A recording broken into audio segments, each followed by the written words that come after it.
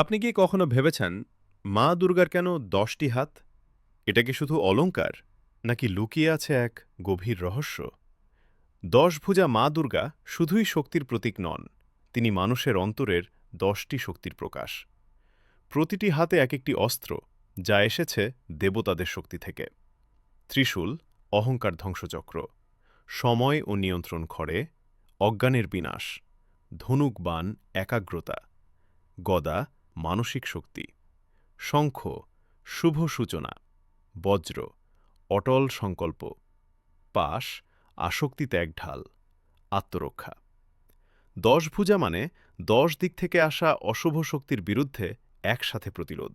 তিনি আছেন উত্তর, দক্ষিণ, পূর্ব, পশ্চিম, এমনকি আপনার ভেতরের অন্ধকারেও। মহিষাসুর শুধু এক অসুর নয়, সে হল মানুষের লোভ, ক্রোধ আর অহংকার।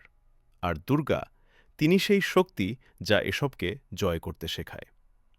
১০টি হাত মানে একটি হাতও নিষ্ক্রিয় নয়। যে নারী নিজের সব শক্তিকে চিনেছে, সেই দুর্গা।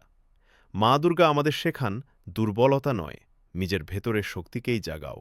ভিডিওটা ভালো লাগলে লাইক, কমেন্ট আর সাবস্ক্রাইব করতে ভুলবেন না।